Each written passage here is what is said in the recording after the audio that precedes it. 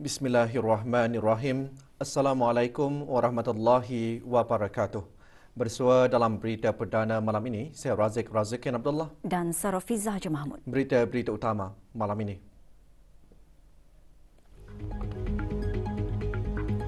Ke bawah Duli Yang Maha Mulia Paduka Seri Baginda Sultan dan Yang di-Pertuan Negara Brunei Darussalam berkenan menerima menghadap Menteri Luar Negeri Republik Sosialis Vietnam. Ke bawah Duli Yang Maha Mulia Paduka Seri Baginda Sultan dan Yang di-Pertuan Negara Brunei Darussalam berkenan menerima menghadap Panglima TNI.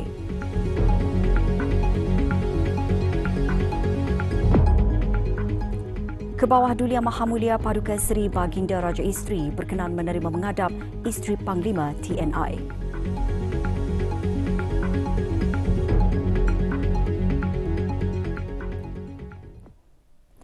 Ke bawah Duli Yang Maha Mulia Paduka Seri Baginda Sultan Haji Hassan Al-Bolkiah Muizzaddin Wad Daulah Ibni Almarhum Sultan Haji Omar Ali Saifuddin Saadul Khairuddin Sultan dan Yang di-Pertuan Negara Brunei Darussalam petang tadi berkenan menerima menghadap secara berasingan Tuan Yang Terutama Boy Tan Son, Menteri Luar Negeri Republik Sosialis Vietnam dan Yang Terhormat Jeneral TNI Datuk Paduka Seri Andika Perkasa Panglima Tentara Nasional Indonesia TNI. Tuan Yang Terutama Boy Tan Son mengadakan lawatan ke negara ini selama 3 hari untuk mempengerusikan bersama mesyuarat Joint Commission for Bilateral Cooperation kedua. Manakala Panglima TNI dan rombongan berada di negara ini bagi lawatan rasmi selama 3 hari bermula 6 September 2022. Negara Brunei Darussalam dan Republik Indonesia mempunyai hubungan pertahanan yang rapat dan sudah lama terjalin melalui berbagai perhubungan termasuk lawatan, pertukaran profesional, eksersis, latihan dan kursus. Majlis-majlis menghadap tersebut berlangsung di Istana Nurul Iman. Ke bawah Duli Yang Maha Mulia mula-mula berkenan menerima menghadap Tuan Yang Terutama Boy Tan Son. Menyertai bersama Tuan Yang Terutama Tran Van Qua, Duta Besar Istimewa dan Mutlak Republik Sosialis Vietnam ke negara Brunei Darussalam. Juga hadir ialah Yang Berhormat Datuk Seri Setia Awang Haji Irwan, Pimpinan Datuk Pekamajaya Haji Muhammad Yusof, Menteri Hal Ehwal Luar Negeri kedua.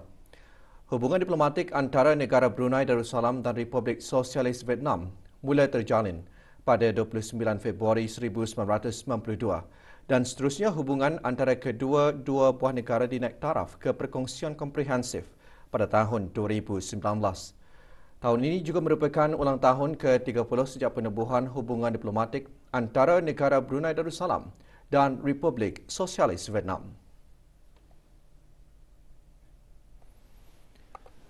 Semasa majlis menghadap ke bawah Duli Yang Maha Mulia dan Tuan Yang Terutama berbincang mengenai hasil mesyuarat Joint Commission for Bilateral Cooperation kedua, ke arah mengeratkan lagi kerjasama antara negara Brunei Darussalam dan Republik Sosialis Vietnam.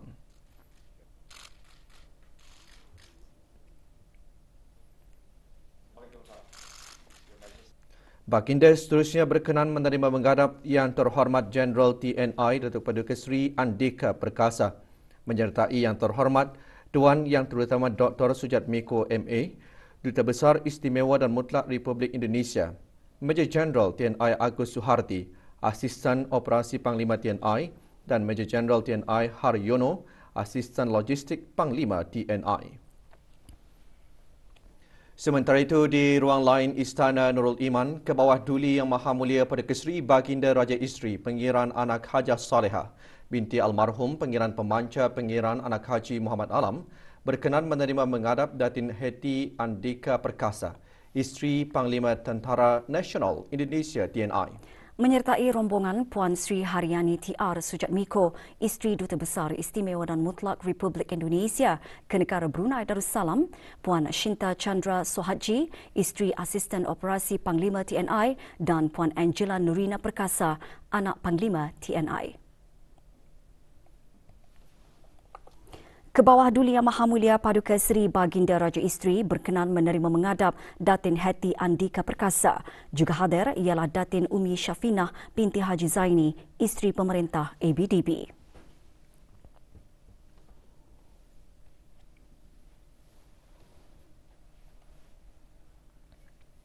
Status harian normal baharu COVID-19, satu kes dalam kategori 5 dengan satu kes kini berada dalam kategori 4, iaitu memerlukan bantuan oksigen dan di bawah pemantauan rapi.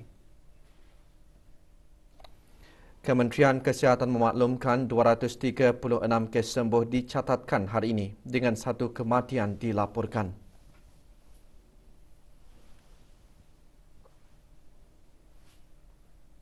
Jumlah keseluruhan pemberian 2 dos vaksin COVID-19 bagi kanak-kanak berumur 5 hingga 11 tahun, 84.1%.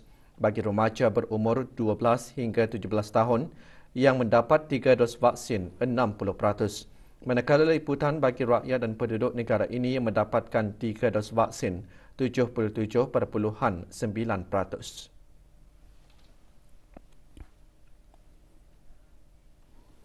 Pameran perdagangan budaya, makanan dan seni mampu meningkatkan lagi peluang kerjasama antara Republik Sosialis Vietnam dan negara Brunei Darussalam. Ikuti bahan beritanya selepas ini.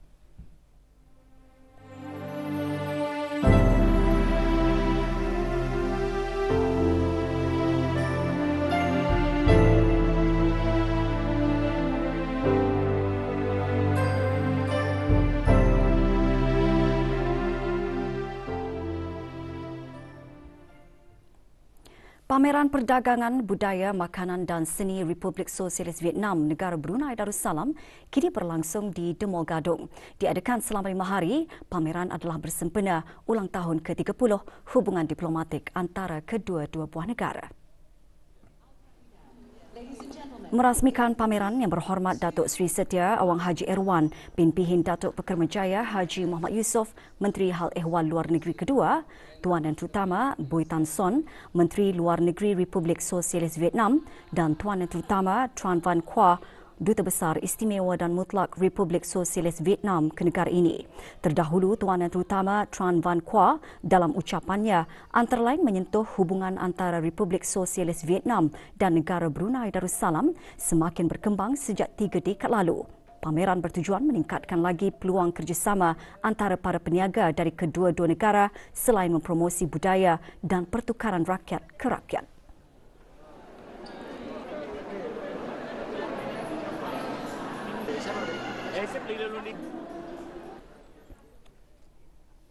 Kementerian Pertahanan pagi tadi menerima lawatan rasmi Panglima Tentera Nasional Indonesia TNI. Majlis berlangsung di Bolkiah Garrison. Sejurus ketibaan Yang Terhormat Jeneral TNI Datuk Paduka Seri Andika Perkasa menerima tabik hormat dan memeriksa kawalan kehormatan. Hadir Major Jeneral Datuk Paduka Seri Haji Muhammad Hazaimi bin Bul Hassan, Pemerintah Angkatan Bersenjata Diraja Brunei ABDB. Panglima TNI juga mengadakan kunjungan hormat kepada Brigadir Jeneral Besar Datuk Seri Pahlawan Haji Abdul Razak bin Haji Abdul Kadir, Timbalan Menteri Pertahanan serta kunjungan muhibah bersama pemerintah ABDB. Semasa perjumpaan tersebut, kedua-dua pihak membincangkan mengenai komitmen bagi meningkatkan hubungan pertahanan di samping menyumbang ke arah keamanan dan kestabilan serantau.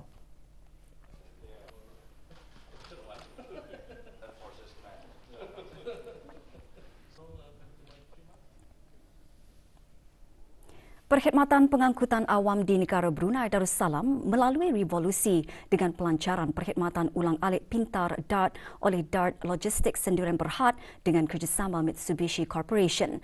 Pelancarannya diadakan di 118 Residence, Kampung Kulap petang tadi.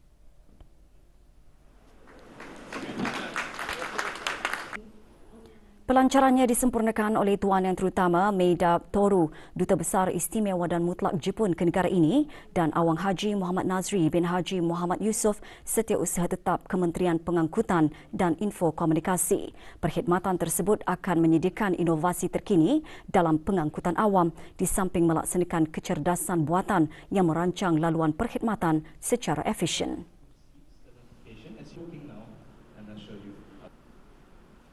Once again.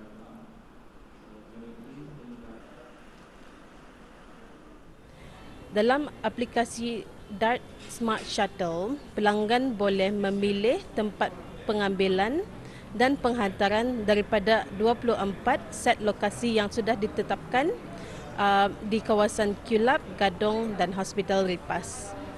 Kadar rata bagi setiap tambang perjalanan adalah RM2 dan sempena pelancaran servis ini kami menyediakan promosi percuma bagi 3 perjalanan pertama. Ramalan cuaca dalam masa 6 bulan bagi daerah temburung khususnya dan negara Brunei Darussalam secara amnya. Antara agenda mesyuarat pertama Jawatankuasa Pengurusan Bencana Daerah Temburung 2022. Mesyuarat diadakan bagi meningkatkan kesiapsiagaan Jawatankuasa Pengurusan Bencana dan agensi berkenaan dalam memastikan keselamatan dan kesejahteraan penduduk di daerah temburung. Mesyuarat dipengerusikan oleh Pengiran Muhammad Amir Mubarak bin Pengiran Haji Hashim, pemangku pegawai daerah temburung. Juga dibincangkan perkongsian maklumat mengenai tempat-tempat yang sering terdedah banjir dan persediaan Jawatankuasa Pengurusan Bencana Daerah Temburung dan agensi-agensi berkenaan.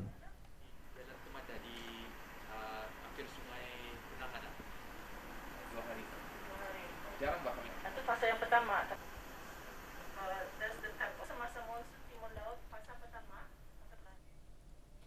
Ke arah mengutarakan dan mengukuhkan pelaksanaan prinsip maqasid syariah dalam sistem pengurusan dan pentadbiran di negara Brunei Darussalam, Kementerian Hal Ehwal Agama pagi tadi menganjurkan memudah cara bengkel pengukuhan maqasid syariah dalam pengurusan dan pentadbiran negara Brunei Darussalam untuk warga Kementerian Sumber-Sumber Utama dan Pelancongan. Bengkel diadakan di Dewan Setia Pahlawan Kementerian Sumber-Sumber Utama dan Pelancongan. Bengkel disertai 61 pegawai kementerian berkenaan. Bengkel antara lain bertujuan untuk menilai keselarasan dan keberkesanan pengurusan dan pentadbiran kementerian berdasarkan prinsip maqasid syariah bagi keperluan penubuhan indeks maqasid syariah negara Brunei Darussalam. Selain itu, bengkel dihasrat dapat memupuk dan memantapkan nilai Rabbani dalam kalangan warga perkhidmatan awam. Bengkel dikendalikan oleh Kementerian Hal Ehwal Agama melalui unit murakib.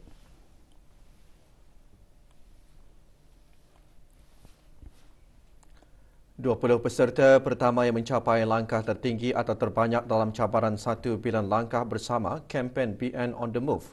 Anjuran Kementerian Kesihatan dengan kerjasama EVYD Teknologi Sdn Berhad menerima hadiah petang tadi. Majlis penyampaiannya berlangsung di Pusat Promosi Kesihatan, Brakas. 10 peserta pertama yang mendaftar untuk mengikuti kempen BN on the Move dan cabaran 1 bilion langkah bersama juga menerima hadiah. Penyampaiannya disempurnakan oleh Dr. Hajah Nur Hayati binti Haji Muhammad Kasim, Ketua Pusat Promosi Kesihatan. Kempen seumpamanya salah satu ciri baru dalam aplikasi BruHealth bertujuan untuk menggalakkan gaya hidup sihat melalui aktiviti senaman, sama ada secara persorangan atau secara berkumpulan. Setakat ini, sokongan dan penerimaan orang ramai terhadap kempen ini adalah sangat baik. Disebabkan sokongan dari orang ramai, kita ini telah berjaya mencapai dan menjayakan cabaran 1 bilion langkah bersama dalam masa 8 hari, 3 jam dan 41 minit. So disebabkan sokongan padu dari orang ramai, kami Kementerian Kesihatan akan melaratkan lagi inisiatif ini dan akan melancarkan lagi cabaran-cabaran baru di masa akan datang. Saya mintai BN on the Move kerana untuk mencabar diri sendiri dan menggalakkan kawan-kawan supaya menjalankan hidup yang sehat. Saya menyertai program ini bagi galakan kepada mereka yang sebaya seumur dengan saya dalam menjalani kehidupan sehat. Jabatan Perdana Menteri melalui Jabatan Penerangan Cawangan Daerah Tutong buat julung kali mengadakan program literasi penerangan bagi belia mukim daerah berkenaan. Program diadakan di Auditorium Bangunan Tambahan Jabatan Penerangan Lapangan Terbang Lama, Brakas. Hadir Dayang Siti Bismi Nurul Iman Haji Awang Imzah, pemangku pengarah penerangan. 27 orang belia daripada penggerak belia daerah Tutong dan belia Masjid Mukim Pekan Tutong menyertai program 2 hari itu. Program diisikan dengan pelbagai aktiviti termasuk memahami konsep menyeluruh melalui taklimat dan aktiviti bersama Persatuan Orang Kurang Pendengaran Kebangsaan serta lawatan ke agensi-agensi terpilih.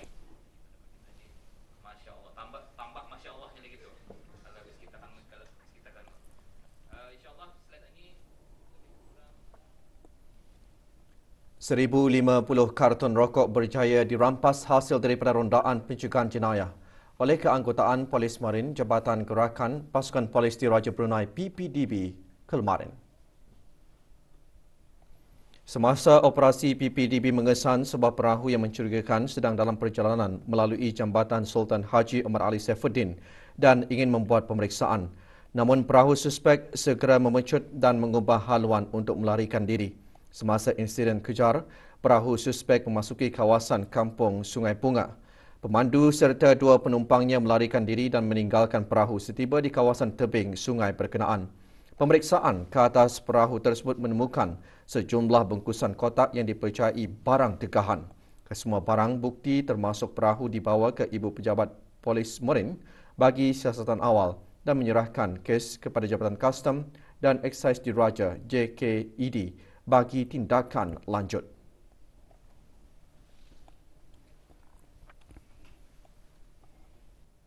Perkembangan kejohanan futsal Piala AFF 2022. Pasukan Perwira FC yang mewakili negara Brunei Darussalam menamatkan saingan dalam aksi perlawanan peringkat kumpulan A petang kemarin di Nakhon Ratchasima, Thailand. Dalam aksi perlawanan ketiga, Perwira FC terpaksa akur tewas kepada pasukan dari Indonesia, Bintang Timur Surabaya FC dengan jaringan 0-19.